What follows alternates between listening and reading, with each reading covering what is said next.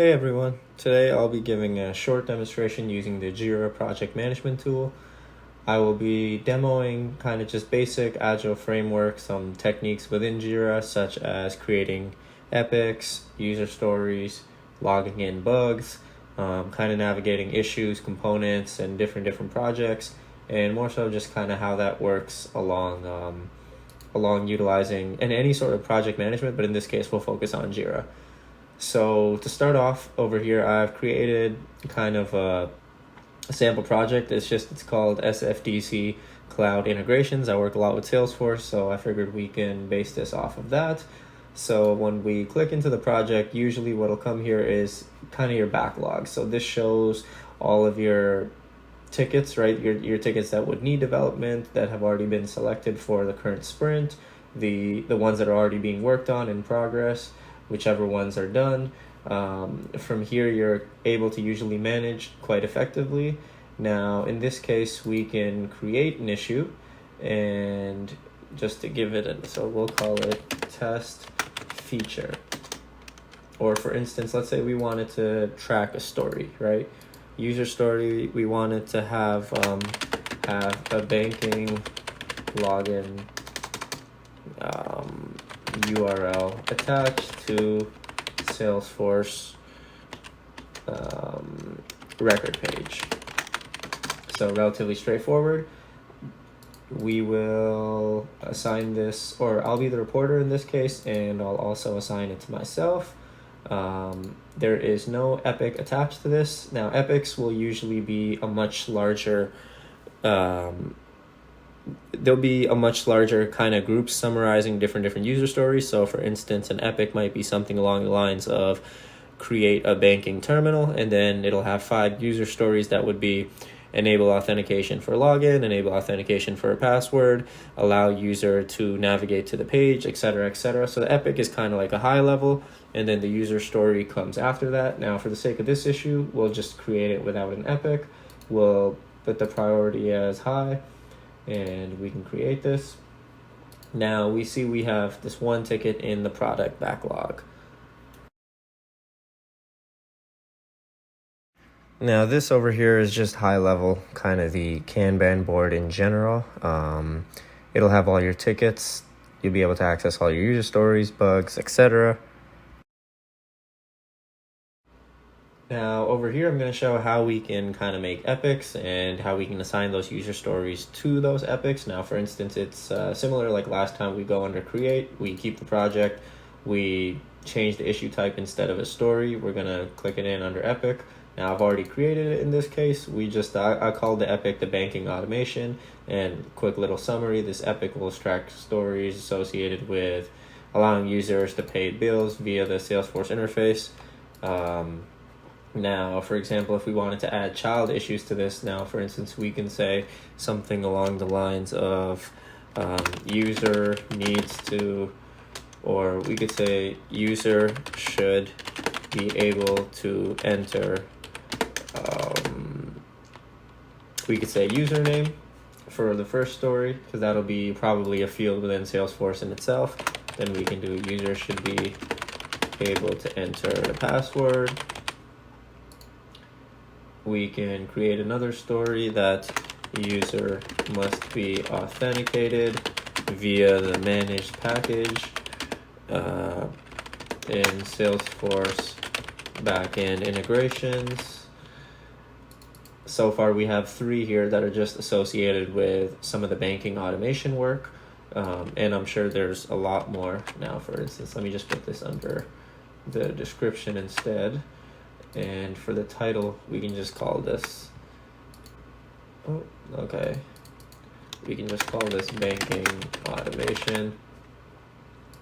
Now, again, since this is a very high level ask, we can also add another child issue, something along the lines of bank, or we can say, I know one program, for instance, that a lot of companies use is Financial Force. This kind of runs a lot of the APIs and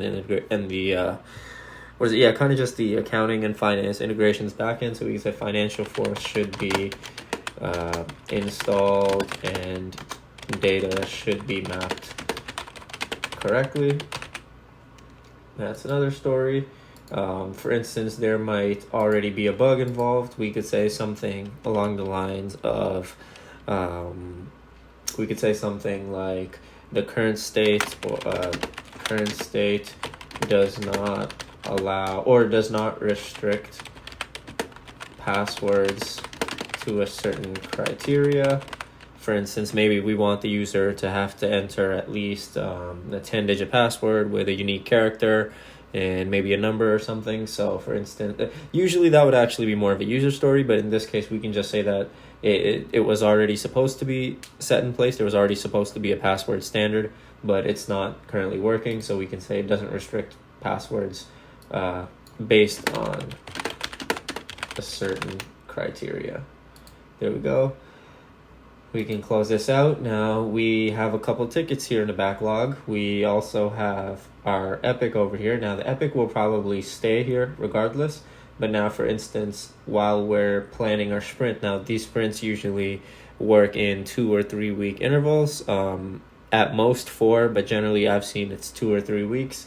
From here, what it is there's usually sprint planning sessions prior to the next sprint starting. Now in these sprints, usually that's when a lot of these tickets are developed. That's when a lot of these features and kind of just overall features are developed, for that matter. So for instance, let's say in our sprint planning session, we've discussed it with the stakeholders. We got some of their take on what it is that's kind of absolutely essential for this sprint. Let's say we're working on a very short sprint. We only have 2 weeks. 1 week is dedicated exclusively for developments into higher environments and for UAT testing. So in reality, we only have 1 week. So we only have 5 days to develop. We can't build all the tickets. Let's say we absolutely need financial force, and we absolutely need to fix this bug because it should not be there in the first place. It's a priority 1 bug. And we do want some of the authentication to work in the back end. So these 3 have been developed or have been selected in our sprint planning session. Now over here we are able to again work with the board fairly easily. You're also able to kind of update or edit a lot of these headings over here: in progress, selected for development. You can add new headings, you can edit existing ones, etc. I could show you that in a little bit, but moving on from there. Now say we want to, let's say we've already started working on this financial force managed package. I've already started integrating it within the system. I would move it over into in progress. And now the best thing about JIRA is, for instance, when we usually have our morning Scrum stand-ups, the good thing with JIRA is all of this information is readily available, high level for all of us, for internal teams, for stakeholders, so everybody can follow along kind of what's happening. For instance, if this one is still in progress, and let's say that financial force has been data mapped already, this usually wouldn't make any sort of sense. You can't really be done your data mapping before the basic authentication for the package is done. But in this case, let's say it is. So it's already in the done stage. When stakeholders are looking at it, we can present to them, hey, this has already been kind of taken care of.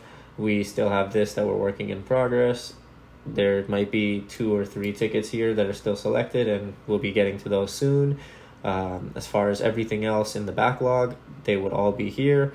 We can, and from here, stakeholders and even people on the client side would be able to kind of establish which tickets they absolutely want in the next sprint, and we would be able to plan those out. Providing kind of that high level view is what JIRA does best. That's why it's definitely more preferred than the Microsoft, the Azure DevOps. And I've used both. They both have their own benefits, but I really feel like JIRA is a much more user-friendly platform than others. For instance, this is just the high level, the Kanban board in general. This is where most of the tracking kind of goes on. Now, if you have work that's assigned to you, you could literally even just click under your work. You can see all your open tickets. You can see this is assigned to me. From here, I can add comments. I can tag people. This story has been developed. Please deploy to UAT higher environments. And then maybe I would tag, I guess there's nobody else here, but let's say I could tag a developer, or I could tag maybe, Capado resource, or somebody that's, or any sort of resource that's able to deploy it into the higher environments. I'd save my comment, add my comment, everybody else would be able to see it. They'd be able to track kind of the exact status of the ticket. I can put it in progress, or let's say I'm already done, selected for development. Let's say this ticket is just done. So we've updated it there. We can head back to our Kanban board and we can see it's already in the done stage. And yeah, JIRA just really, it allows you to kind of view everything very high level, very simply. Head into issues. This will actually show all the issues. So a lot of these, for example, 5 or 6 of these are not assigned to me, but I could still view it. I could still view literally everything. I could view them by priority. I can do them by their status, when they were updated, the issue type, assigned, due date. If I want to focus on just bugs, for instance, today I'm working only on bugs, I'll be able to do that, or epics or user stories, and really just kind of filter my way throughout. That's kind of one of the best parts about JIRA. And I do believe that JIRA is the most effective project management tool, easiest to use and most user-friendly. And thank you for listening to my presentation, and thank you for tuning into this tutorial.